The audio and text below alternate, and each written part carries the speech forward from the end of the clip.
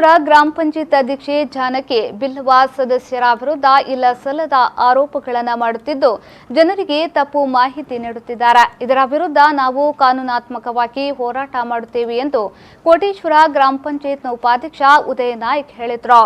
ಅವರು ಕುಂದಾಪುರ ಪ್ರೆಸ್ ಕ್ಲಬ್ನಲ್ಲಿ ಸುದ್ದಿಗೋಷ್ಠಿಯನ್ನ ಉದ್ದೇಶಿಸಿ ಮಾತನಾಡಿದರು. ಕೋಟೇಶ್ವರ ಗ್ರಾಮ ಪಂಚಾಯತ್ ಅಧ್ಯಕ್ಷೆ ಜಾನಕಿ ಬಿಲ್ಲವ ನುಡಿದಂತೆ ನಡೆಯಲಿಲ್ಲ. ಒಪ್ಪಂದದ ಪ್ರಕಾರ ಅವರು 2.5 ವರ್ಷಗಳ ಬಳಿಕ ಅಧ್ಯಕ್ಷ ಸ್ಥಾನದಿಂದ ಕೆಳಗಿಳಿಯಬೇಕಾಗಿತ್ತು. ಎಲ್ಲ ಸದಸ್ಯರು ಕೇಳಿಕೊಂಡರೂ ಅವರು ಅಧಿಕಾರದಿಂದ ಕೆಳಗಿಳಿಯಲಿಲ್ಲ. ಅಧಿಕಾರದಿಂದ ಕೆಳಗಿಳಿಯಬೇಕು ಎನ್ನುವ ಕಾರಣಕ್ಕೆ ಅವರು ಇದೀಗ ನಮ್ಮ ಮೇಲೆ ದಾಖಲೆಗಳಿಲ್ಲದೆ ಆರೋಪಗಳನ್ನು ಹೊರಿಸುತ್ತಿದ್ದಾರೆ ಎಂದರು. ನಮ್ಮ ಸರ್ಕಾರಿ ಸ್ಥಳದಲ್ಲಿ ಕಸ ಇದ್ದಿತ್ತು, ಸಿಕ್ಕಾಪಟ್ಟೆ ಕಸ ಇತ್ತು. ಆವಾಗ ಹತ್ತಿರದ ಸ್ಥಳದವರು ಗ್ರಾಮ ಪಂಚಾಯತಿ ಬಂದು ಅಧ್ಯಕ್ಷರ ನಿಮ್ಮ ಮೇಲೆ ಕೇಸ್ ಆಗ್ತೇನೆ, ನೀವು ಆ ಕಸವನ್ನೆಲ್ಲ ತೆಗೆದಿದ್ರೆ ನಾವು ಕೇಸ್ ಆಗ್ತೇವೆ ಅಂತ ಹೇಳಿದ್ರು.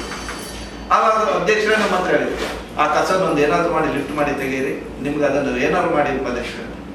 ನಾವು ಅದನ್ನ ಕಂಪ್ಲೀಟ್ ಒಂದೇ ದಿನದಲ್ಲಿ ಸಾರ್ವಜನಿಕರಿಗೆ ತೊಂದರೆ ಆಗಬಾರ್ದು ಅಂತ ಇದು ಮಾಡಿಕೊಂಡು ನಾವು ಆ ಕಸವನ್ನೆಲ್ಲ ತೆಗೆದಿದ್ದೇವೆ. ತೆಗೆದ ನಂತರ ಅವರಿಗೆ ಆ ಬಿಲ್ಲಿನ ವ್ಯವಸ್ಥೆಯನ್ನು ಕೊಡಲಿಲ್ಲ. ನಾವು ಇಂಥ ಬಿಲ್ಲುಗಳನ್ನೇ ಅವ್ರ ಹತ್ರ ಮಾಡಿಕೊಡಿ ಅಂತ ಹೇಳಿದ್ದು ಬಿಟ್ರೆ ಬೇರೆ ಯಾವುದೇ ಅನಧಿಕೃತವಾಗಿ ಬಿಲ್ಗಳನ್ನು ಇದು ಮಾಡಿಕೊಡಿ ಅಂತ ನಾವು ಯಾವುದೇ ದಿವಸ ಹೇಳಲಿಲ್ಲ. ಮತ್ತೆ ಈ ಕಾರ್ಯಕ್ರಮಗಳು ಅಧ್ಯಕ್ಷರ ಅನುಮತಿ ಮೇರೆಗೆ ನಡೆದ ಕಾರ್ಯಕ್ರಮಗಳು. ಮತ್ತೆ ಗುತ್ತಿಗೆ ಆಧಾರದಲ್ಲಿ ತೊಂದರೆ ಆಗ್ತಾ ಇದೆ ಅಂತ ಅವರೇನೋ ಒಂದು ಆರೋಪ ಮಾಡಿದ್ದಾರೆ. ನಾವು ಗುತ್ತಿಗೆ ಆಧಾರದಲ್ಲಿ ಯಾವುದೇ ಕಾಮಗಾರಿಗಳು ನಡೆಯಲಿಲ್ಲ.